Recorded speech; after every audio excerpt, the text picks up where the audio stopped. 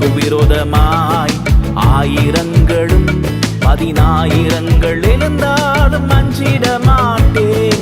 எனக்கு விரோதமாய் ஆயிரங்களும் பதினாயிரங்கள் எழுந்தாலும் அஞ்சிட